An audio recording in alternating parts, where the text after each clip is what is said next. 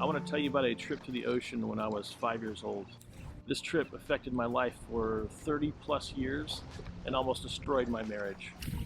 My brother and I, we went to the ocean for the first time with my mom and dad.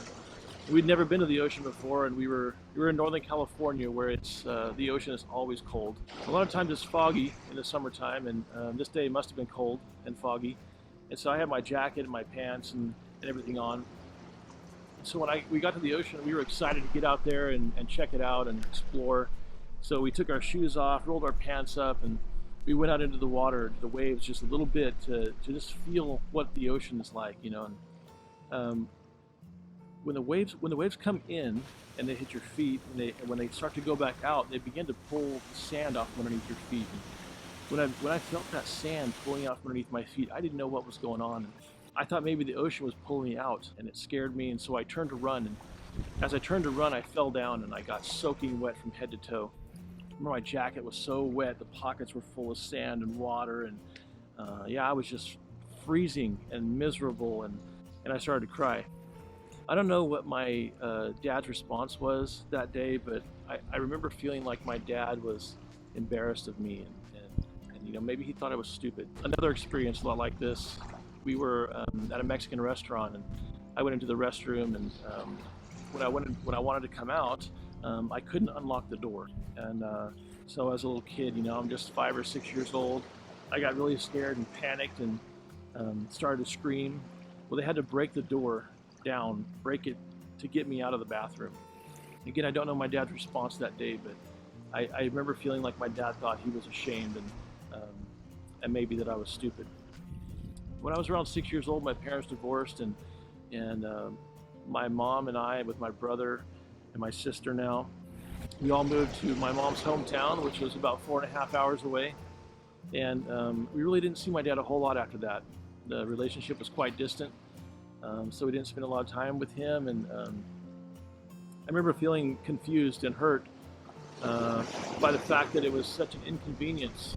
It was so hard for my dad to come to 4.5 hours to see his own kids. I just solidified the thing inside of me that made me feel like, you know, I'm not that valuable to him. I'm not that valuable.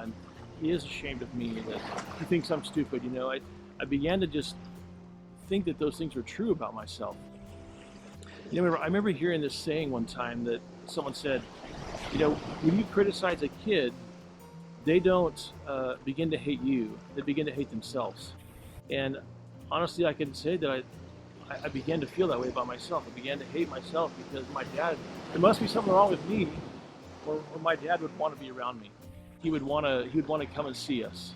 As I grew up, I was desperate to be seen and valued and wanted. And I noticed that when I did really good work, when I did things right, that I would get praise, that I would get encouragement, that people would value me. And I just began to do everything. Every time I had an opportunity, I began to do things, and I did them really well. And I became a perfectionist. And for me, when I got that praise, it would fill that little spot inside of me that was so hungry for a short period of time. You know, it didn't last long, but it definitely hit the spot a little bit. And then as I got married, as I went into marriage and stuff with my wife, you know, I could get encouragement from her, but there was never a place where the encouragement or when someone would express value to me, there was never a place where it would permanently land. It would temporarily land inside of me, but then I wouldn't be able to hold on to it.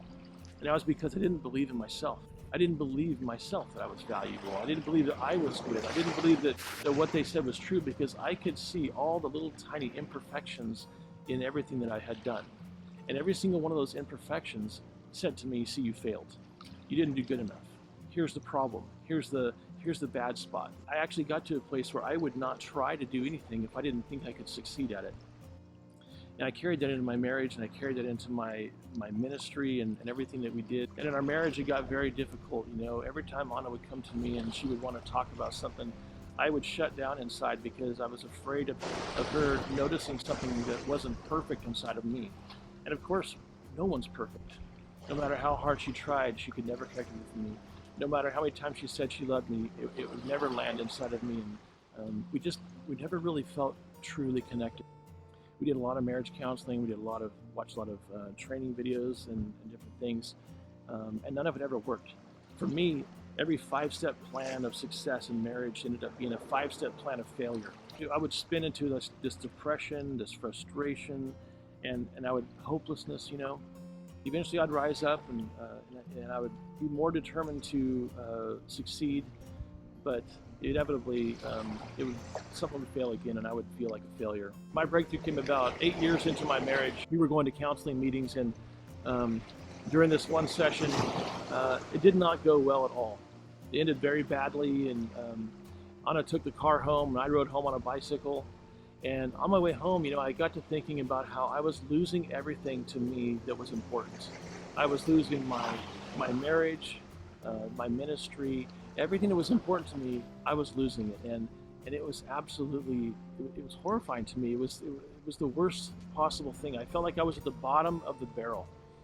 And as I was riding my bike and it began to rain on me, it was like, couldn't get worse than where I was at. So I get home and I'm soaking wet and I'm frustrated, and I go to my room and I'm pacing back and forth and I'm ranting and raving about Anna and how she needs to just line up and knock this off and quit being so critical and all this stuff of me. And after I got done letting all my steam out, all my frustration out, I sat down with my prayer journal and I began to pray, and I said, God, I am sick and tired of all this being all my fault.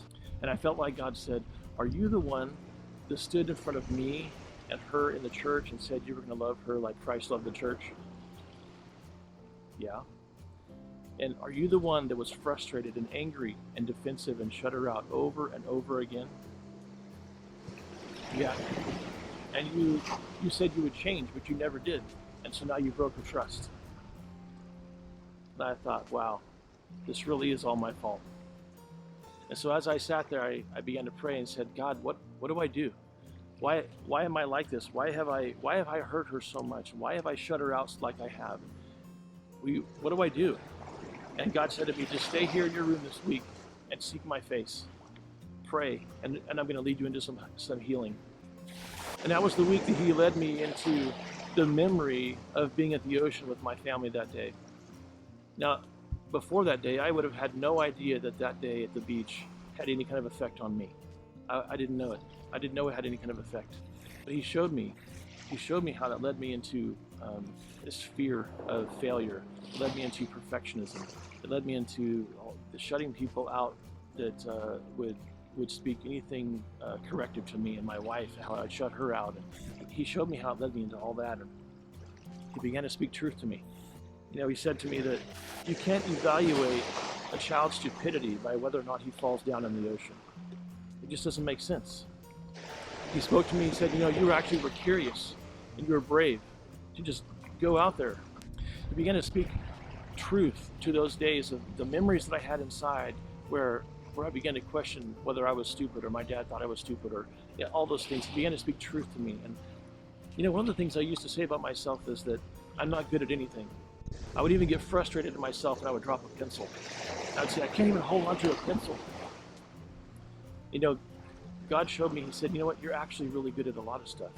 You're really good at a lot of stuff. And he began to show me the career things that I had done. I was a truck driver, a welder, I did inside sales, I was a locksmith, and I can fix anything, I can do a lot of things. But I was believing the lie that I wasn't good at anything. He set me free of the fear, of the anxiety, of the lies that I was believing. And it absolutely changed my marriage. It changed my marriage, it changed the way I lived my life, it changed the way I do ministry. My identity was no longer wrapped up in my success or the quality of my work. I still work hard. I still do things with excellence, but my identity is not tied to that. My identity is not tied to the success of what I do or the excellence of what I do. A lot of us have thought thoughts at the 5-year-old, 10-year-old, 7-year-old level, and it made sense to a 5-year-old. It totally made sense, and there's nothing wrong with that. But we need to go back now as we're older and rethink those thoughts as an adult, with an adult mind, with adult understanding, and allow God to lead us into those thoughts and the truth of what we had thought before. In conclusion, I want to ask you, did my story resonate with you? Did it make you think of a certain part of your own life? If it did, I want to encourage you that God has answers for you. And my answers didn't come easily. Get fully 100% committed and desperate for this change that you need in your life. God will give it to you. He will lead you into your fullness because He knows you just like He knows me. He knows where He's trying to take you. He knows how to get you there.